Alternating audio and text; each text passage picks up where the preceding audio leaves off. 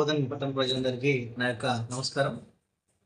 నా పేరు రాజు. నేను ఈరోజు బోధన్ మున్సిపల్ కమిషనర్‌గా ఎఫ్‌పిసి బాధ్యతలు తీసుకోవడం జరిగింది. అంటే నేను ప్రెజెంట్ ఆర్మూర్ మున్సిపల్ కమిషనర్‌గా పనిచేస్తున్నాను. జిల్లా కలెక్టర్ గారి ఆదేశాల ప్రకారం ఇక్కడ అడిషనల్ చార్జ్ అరేంజ్‌మెంట్స్‌లో భాగంగా నన్ను బోధన్ కూడా చార్జ్ ఇవ్వడం జరిగింది. ఈరోజు ఇక్కడికొచ్చేసి చార్జ్ కూడా తీసుకున్నాను. తీసుకున్న తర్వాత ఆఫీస్ సిబ్బందితో ఒక చిన్న మీటింగ్ కూడా తీసుకోవడం అనేది జరిగింది.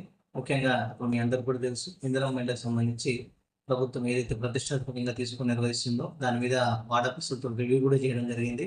మన దగ్గర బ్యాలెన్స్ ఉన్న ఇంకా పెండింగ్‌లో ఉన్న వాళ్ళందరినీ కూడా తొందరగా మార్కింగ్ తీసుకునే విధంగా చేయాలని చెప్పేసి వార్డ్ ఆఫీసర్‌లకు దిశానిర్దేశం చేయడం అనేది జరిగింది.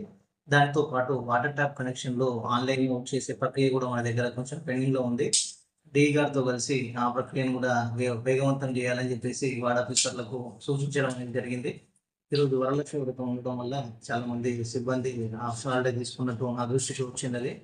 దానికి సంబంధించి కూడా నేను రిజిస్టర్ కూడా తెప్పించుకొని చూశాను. అందరూ కూడా ప్రాపర్‌గా లీవ్ పెట్టుకున్నట్టు పెట్టుకొని వాళ్ళ లీవ్ అప్లై చేసుకుంటున్నారు. సో, మనకు ఇంకా వచ్చే మంగళవారం నుంచి వచ్చే బుధవారం రోజు ఒక ఆస్పియస్ డేస్‌గా ప్రభుత్వం నిర్ణయించడం జరిగింది. ఆ రోజు మహా మార్కింగ్ మేళాతో ఇందిరమ్మ ఇల్లు ఎక్కువ మొత్తంలో మార్కింగ్ చేసుకోవడానికి ప్రభుత్వం ఆ తేదీ నిర్ణయించింది. ఆ తేదీ రోజు చాలామంది ఇప్పుడు మనకి ఇంకా ఎవరైతే పెండింగ్‌లో ఉన్నారో వాళ్ళందరినీ కూడా మార్కింగ్ చేసుకునే విధంగా చేయాలని చెప్పేసి ఈరోజు వార్డ్ ఆఫీసర్‌లకు కూడా మేము దిశానిర్దేశం చేశాము. ఆ విధంగా ఆ ప్లాన్ కూడా చేస్తాము. ముఖ్యంగా శానిటేషన్‌కి సంబంధించిన సమస్యలు కూడా మన దగ్గర ఉన్నట్టు దృష్టికొచ్చాయి. అక్కడ కూడా ఖచ్చితంగా రేపటి నుండి ప్రతి 3 వార్డులలో అవేర్‌నెస్ యాక్టివిటీస్ కూడా చేపట్టడానికి నేను ఎస్ఐ గారితో మాట్లాడి డెసిషన్ తీసుకున్నాను.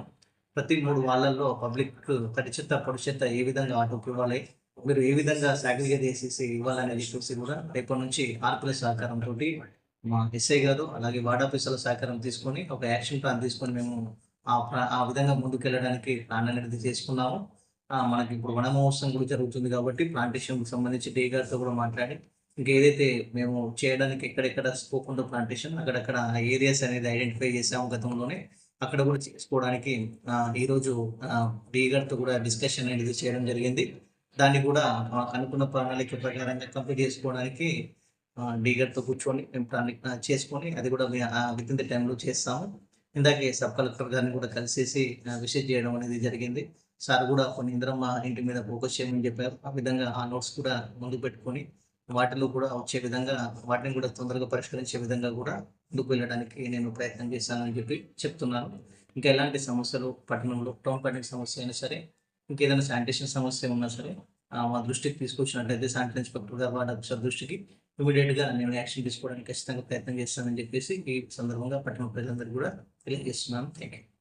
అదేవిధంగా ఈరోజు వరలక్ష్మి వ్రతం కాబట్టి బోధన్ పట్టణంలో ఉన్న ఆడపడుచులందరికీ కూడా వరలక్ష్మి వ్రత శుభాకాంక్షలు తెలియజేస్తున్నాను.